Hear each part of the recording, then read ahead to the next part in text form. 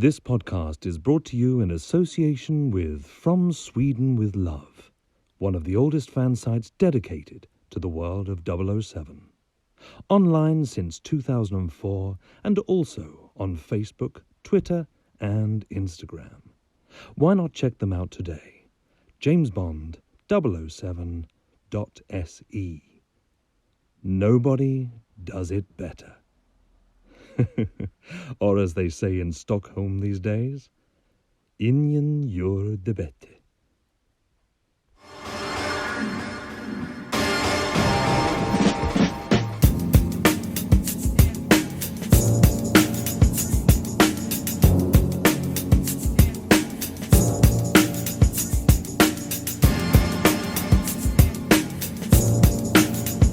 Every film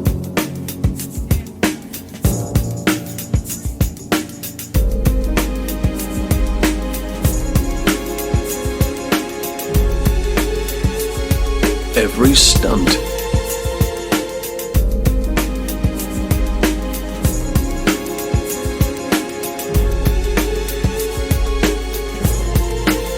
every story,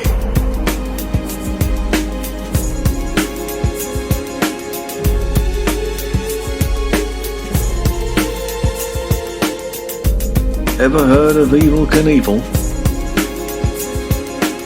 Welcome to the YouTube series. I'm John Orty.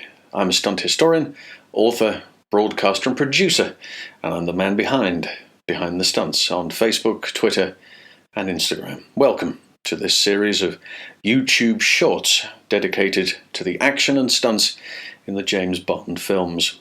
My new book, Ever Heard of Evel Knievel, is the definitive guide to everything action-packed in the film franchise.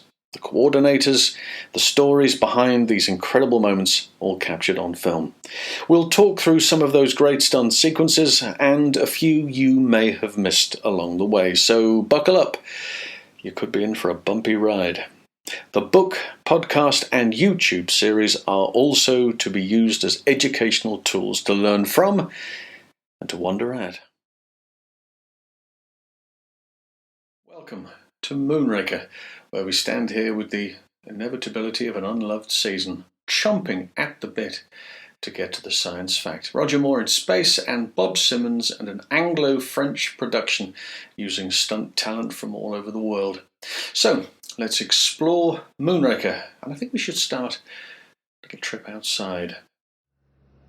So the wonderful pre-title, there is actor Jean-Pierre Castaldi, who's playing the pilot, and the fight begins on board. Studio shots, of course. Roger doubled here, Jean-Pierre not doubled, and there is Martin, bottom right-hand corner. Martin Grace doing the doubling for Roger. Again, punches are great. Roger Grace, great punches. This is a nice fight. And it's a revolutionary fight. Look at this. Two guys literally hanging outside of an aeroplane. It's unheard of. And away he goes, and BJ takes over. And the push, there he goes. And look at that for an exit. And of course, wonderful cinematography as well. As they fall away. And this is how everything starts, you know. This is the beginning of that wonderful aerial action into that. Just look at that position there as he flies down. People laughed at it at first, thought that's not how it happens, is it? But that's exactly what you do. You have to create aerodynamics, and of course if you hit him at that speed, of course that would be very, very dangerous. So they've done it as a separate cut, and of course these are just 3-second cuts. Randy DeLuca doing incredible work, getting all these images here. And they're fighting, of course, over an empty parachute, which is the ironic thing about the whole thing. There's the there's the hidden parachute underneath there. It's only slight, but of course it's blink and you'll miss it the moment they cut it away. And Jake's got goggles on, rightly so, because the buffeting that they're getting there. And the kick. There he goes. And the sound effect scream.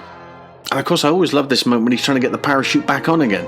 So he's got to race to get the parachute on, and then he's got to try and desperately to get the clasp shut, and it misses. And then he's got to try and do it again, and then does it, spreads out, turns over into the flying position, and in comes Ron Luganbill. He's 6'5". He's the tallest free faller they could find, and of course, if you're doubling a character that's 7'2", well, you know, when there's only two of you in shot and all of that, look at that fantastic scenery in the background as well. It's absolutely beautiful, isn't it?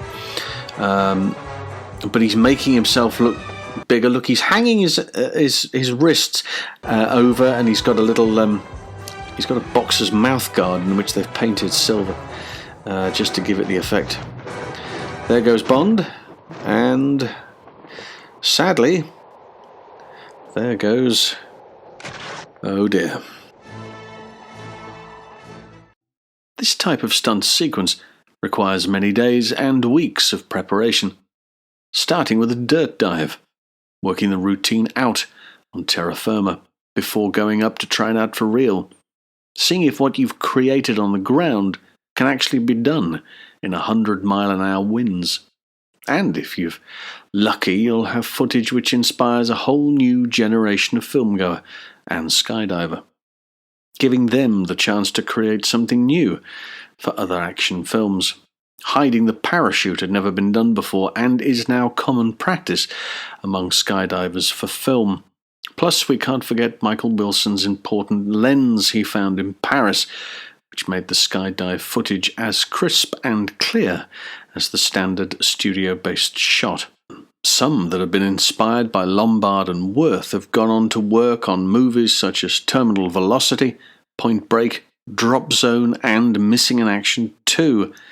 Bond always leaves an indelible mark on action in cinema. We mentioned at the top of the show that Moonraker was an Anglo-French production, which means, of course, that it needs to have members of French production crew working on the movie at the same time, and that includes the stunt team. And here is a little look at that. Yes, well, balls, as Bond puts it, but bolus, of course, from the Spanish bola, meaning ball, and was a throwing weapon, as seen here in the hands of assistant stunt coordinator Claude Calais. He's very good too, isn't he? That was one of his... he was very accurate with it, and I must admit, on set, apparently they were taking bets as to how many attempts it would take him to hit the target, and within 2 takes he was done. But he does crop up again a little later on, as we will see. But he was part of the team, and of course, as an Anglo-French production, he was brought in. Here we have Michel Berreux with the gun and Claude Pilat, who is driving the boat. A couple more French stuntmen chasing Martin Grace in the gondola.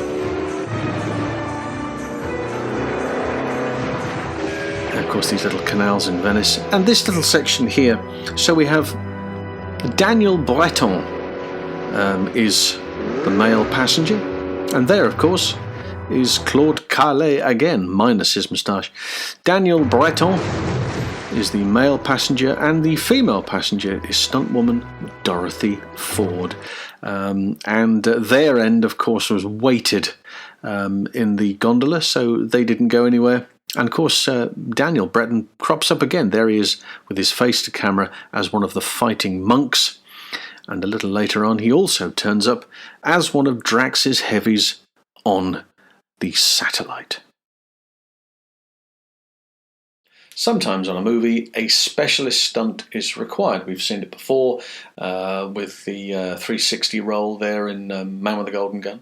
And of course, the pre-title sequence is a very specialised area. So you have 2 specialists, Jake Lombard and BJ Worth. But occasionally, you are thrown a curved ball. And fighting a snake is definitely a curved ball. Where do you find a professional who will wrestle with a snake? Well, you don't, as a rule. You wouldn't find many hands going up to go, I'll do it. No, not on this occasion.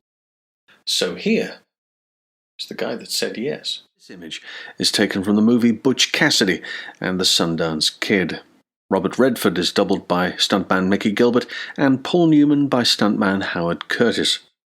Then 3 stunt performers drive a wagon off a cliff 85 feet into just 12 feet of water for the film Swashbuckler. Chuck Waters doubled for actress Genevieve Bujold, Howard Curtis again doubled for Robert Shaw, and Geoffrey Brown doubled for James Earl Jones. Howard Curtis clearly has no problem with water, but he'd never been asked to wrestle a python before. So Roger gets the heave-ho into the water, and there is the python. Now, obviously these are studio shots coupled with on-location shots. Howard is in Silver Springs, and Roger then takes off. These are the location shots, and they're really placid. They used 2 pythons. Both of them didn't really want to do anything at all, and Howard found that he had to start, look, he's wrapping the thing round him as opposed to it wrapping itself around him. He's having to really work extra hard to try and get the shots, and again there he is wrapping this thing around. And there's moments in this when you can't really tell the difference between the real one and the rubber one, apart from these shots here where Roger's clearly having to grapple with an expressionless and then the mouth comes open. Look at that. But nevertheless, the most extraordinary thing, and of course the handler giving him advice, and he says, well, how are we going to get this done? He said, just get in the water and splash, she'll find you. Oh, no.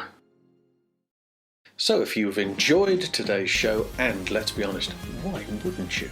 Then subscribe. The buttons are down here. Click the subscribe button and enter a world of excitement simply at the touch of a button. Thanks for joining me. See you next time.